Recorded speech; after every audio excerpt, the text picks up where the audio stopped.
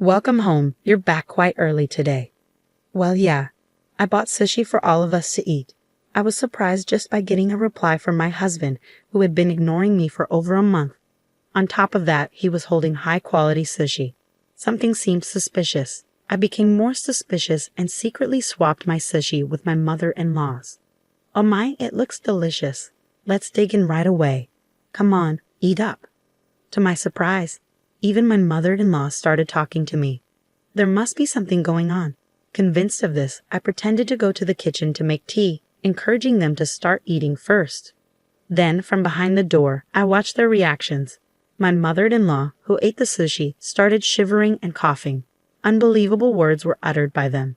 My name is Susan, 29 years old. I got married to Ryan, whom I met through my father's introduction half a year ago. I grew up with my strict father who hates dishonesty and my gentle yet strong-willed mother. I am, to put it nicely, a serious person, or to put it badly, someone who can't adjust to the people around me.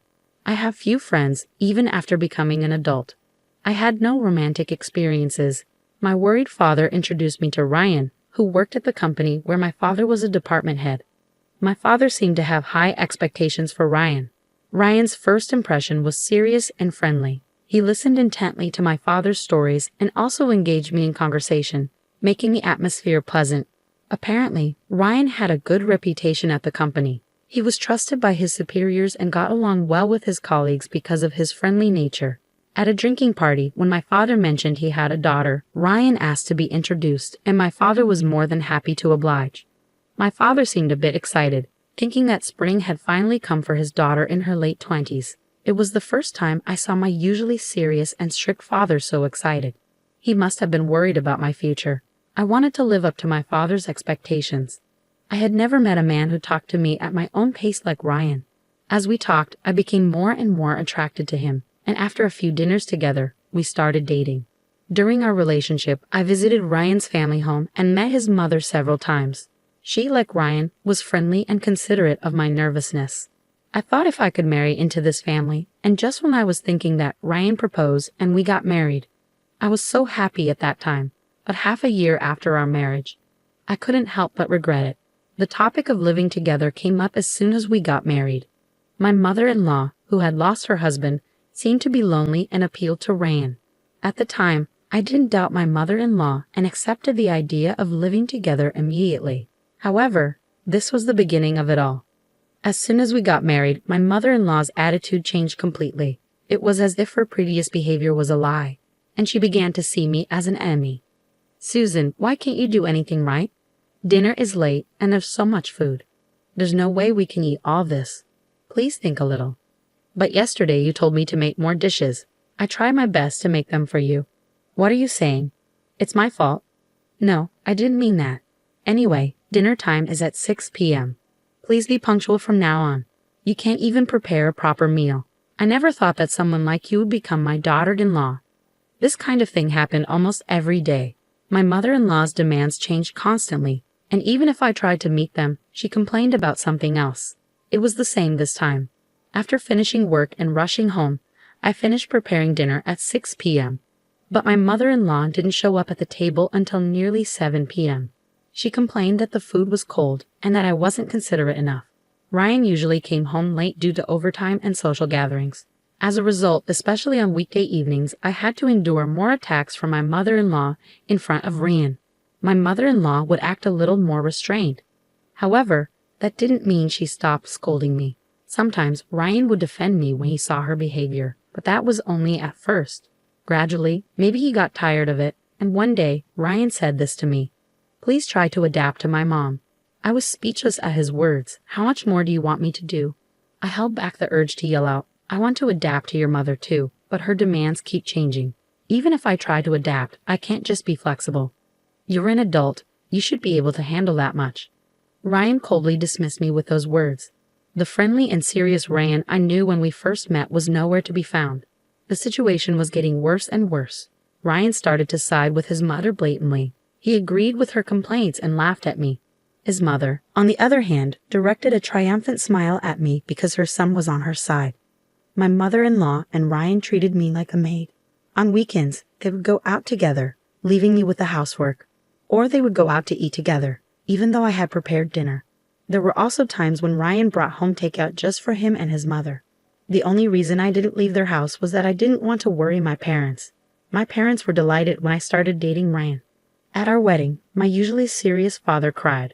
I didn't want to disappoint my parents, who had such high hopes for our marriage and sent me off with their blessings. Besides, if something happened between Ryan and me, it would affect my father's reputation. So even though my mother-in-law mistreated me and my husband didn't stand by me, I decided I had to endure it and keep going. My only comfort was my pet cat, John. When I said I wanted to bring John, who I had bought before getting married, my mother-in-law didn't like the idea, but I insisted. Now, I'm really glad I brought him. After getting married, John comforted me countless times. Somehow, I managed to get through each day, until one day, it started suddenly. My mother-in-law and husband started to ignore me. I was puzzled by the sudden change, with no warning or reason, no matter how much. I tried to talk, but I was ignored. Asking for a reason or trying to compromise was all in vain. Even when I tried to talk or did housework, I continued to be ignored. Then, 1 month later, Ryan, who usually comes home around 7 p.m. at the earliest, came home unusually early at around 6 p.m. that day. As I thought I would be ignored, I called out to him, "Welcome home. You're back quite early today." "Well, yeah, I bought sushi for all of us to eat." I was surprised just by getting a reply from my husband, who had been ignoring me for over a month. On top of that, he was holding high-quality sushi. Something seemed suspicious. Before I could feel happy about him finally speaking to me and buying sushi, I wondered what on earth he was up to. As I found my husband's behavior strange, moreover, Ryan placed my share of the sushi on the table first. For the past few months, there hasn't been a single time when my husband prioritized me over his mother. This is definitely suspicious. As my distrust grew, I secretly swapped my sushi with my mother-in-law's. "Oh my, this looks delicious. Let's dig in. Come on, Susan, eat up quickly." Surprisingly, even my mother-in-law started talking to me. There must be something going on. Convinced of this, I encouraged them to start eating first. "I'll go make some tea. You both go ahead and start eating." "Oh, I feel bad, but you're right. Hot tea is perfect with sushi. We'll start eating, so come back quickly." Pretending to head to the kitchen, I watched them from behind the door. After whispering to each other, my husband and mother-in-law began eating sushi. Then suddenly, my mother-in-law started shaking and coughing violently. Tears filled her eyes as she struggled to speak. Ryan frantically patted her back. She shot him a sharp look. "You, what's going on? Why is there so much wasabi in my sushi? I told you to be careful not to make a mistake. What is this? I put wasabi on Susan's sushi first. There's no way I made a mistake, but I can't eat this. I wanted to see Susan suffer from eating sushi with wasabi, but now the plan is ruined because of your mistake. What are we going to do?" I couldn't stay silent after hearing their conversation. What on earth is going on here? A lot of wasabi? Did you try to make me suffer? Both of them had a we're-busted look on their faces. However, my mother-in-law quickly changed her expression and sneered. "That's right. We ignored you for a whole month, but you seem just fine. So we thought we'd tease you a little." "That's terrible." "What's terrible? You should be grateful. Just act like a useless daughter-in-law and stay in the house." Even as my mother-in-law yelled at me, my husband didn't try to stop her. I couldn't take it anymore. I finally let out the words I'd been holding back. "I'm going back to my parents' house." I gathered my essential belongings and put John into a pet carrier. As I walked to the door with my bags, Ryan finally tried to stop me. "Come on, you're joking, right? This is too much just for a little joke." His unapologetic words only strengthened my resolve. Without a word and without looking at Ryan's face, I left his parents' house. My mother welcomed me back home. At first, she looked surprised to see me return so suddenly, but she quickly let me in. "If you don't want to talk about it, you don't have to. But if you're okay with it, I'm here to listen." I told her everything that had happened since getting married. How my mother-in-law bullied me, how my husband gradually took her side, and how I was treated like a maid. I also told her about a month of being ignored and almost being forced to eat sushi with a huge amount of wasabi. I told her everything, and I apologized for causing trouble after she had happily sent me off to get married. "I'm sorry, Mom, but I just couldn't take it anymore." "It's okay, dear. Your father and I just want you to be happy." We don't want you to be with Ryan if it's causing you so much pain. You've been strong for so long." At my mother's words, the tears I had been holding back began to overflow. My father came home from work, and after hearing the situation from my mother, he bowed his head to me. "I'm so sorry. It's all because I introduced you to Ryan. I had no idea he was like this." With the pained look on his face, my father made me feel even worse. Then a call came in. It was from Ryan. The phone rang for a while, but I didn't answer it at all. I kept staring at the screen, waiting for the call to end, and finally, it stopped ringing. That's when I noticed a notification from an app. It was the pet monitor app I installed for John. I had set it to send me a reminder at this time to make sure I didn't forget to refill John's water before going to bed. Curious, I opened the app and pressed the button for live streaming. There, my mother-in-law and husband appeared on the screen. What should we do? Susan isn't answering the phone. It's fine, she'll come back eventually. Anyway, what should we do to her next? Ha ha ha. What if she says she wants a divorce? I'll lose my position as the boss's son-in-law. I was able to pass work off to my subordinates because of my position as my boss's son-in-law. I can't afford to lose that now. Boss's son-in-law. Hearing that, I couldn't hold back my anger any longer. My father, who was next to me, felt the same way. He quietly stared at the screen with a look of disbelief, his hands trembling. I immediately sent a message saying, "Let's get a divorce." Several calls came in right after, but I ignored them and went to sleep. That Saturday morning, the doorbell rang early. Oh my, who could it be this early in the morning? I heard my father's voice from the entrance. Following her voice, I heard the voice that had been irritating me. "Please let me talk to Susan. She's misunderstanding a lot of things." It was Ryan. Since I didn't answer his calls, he came all the way to my house. Not wanting to cause my mother any more trouble, I went to the front door. I sent a sharp glare at my husband and spoke coldly. "What do you want, Susan? Why didn't you answer the phone? I was worried about you." "Worried? You teamed up with your mother to make fun of me, ignored me for a month, and then tried to make me eat sushi with a huge amount of wasabi." At my accusation, Ryan was at a loss for words. I started to close the front door on him. "I'll bring the divorce papers as soon as they're ready. I have nothing more to say to you, so please leave now." "Wait, are you serious? You've never been in a relationship with anyone else, right? If we get divorced, you'll never be able to marry again. Are you okay with being alone for the rest of your life?" Ryan's words only fueled my anger. I played the recording of the pet monitor footage I had saved last night. My husband Ryan was clearly upset after seeing the video. I said to him, "You don't want a divorce just to protect your own position, right? You don't even think of me as your wife. I'd rather be single than be with someone who doesn't care about me and abuses their power to oppress others."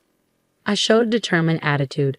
My mother nodded firmly at me, and then I heard my father's voice from behind. "She's right, Ryan. After seeing that video with my daughter, I asked around at the company. It seems you were using your position as my son-in-law to not only push work onto your subordinates, but also make them do unnecessary chores, acting like a king. I guess I still have a lot to learn about judging people." "Please wait, father-in-law. This is not what it looks like. It's my mother. Yes, it's all my mother's orders. She told me to harass Susan and use my position as your son-in-law to push work onto others." "So you really were pushing work onto others?" I was not only angry but also appalled that Ryan was trying to blame his mother for everything and exposing his own wrongdoings. Ryan looked at me with pleading eyes, but I exaggeratedly turned my head away. At that moment, I heard another annoying voice. "Ryan, I came to help you." It seemed that my mother-in-law had come to help Ryan, but by that time, Ryan had already betrayed his mother. He pointed at her and said, "It's all her doing." My mother-in-law looked confused. "What do you mean, Ryan? I came here to be on your side. Are you trying to make me the bad guy?" "You are the bad guy. It's all your fault, Mom. If you hadn't harassed Susan, none of this would have happened. We wouldn't be talking about divorce. And I wouldn't be worried about losing my position. Don't blame me. It's all your fault for trying to get rid of me." Both of them kept blaming each other, and my father my mother, and I had no choice but to watch in astonishment. Their argument didn't seem to end anytime soon. My father, tired of it all, finally spoke up. "You two can argue about this at home. I'm disappointed to find out that you, Ryan, are such a despicable person. There was talk of promoting you, but I'm going to cancel that." Ryan looked at my father with desperate eyes, but my father didn't change his attitude. And then, our divorce was officially decided on the spot. We printed the divorce papers at home and signed them right away. Ryan's misdeeds at work and his divorce from me, the boss's daughter, became well known, and he felt so uncomfortable that he offered to resign. He's been trying to find a new job. But the rumors have spread to other companies in the same industry, and he hasn't been hired. He's trying to switch to a different industry, but it's not going well. After fighting with his mother over this incident, Ryan left his parents' home and started living alone.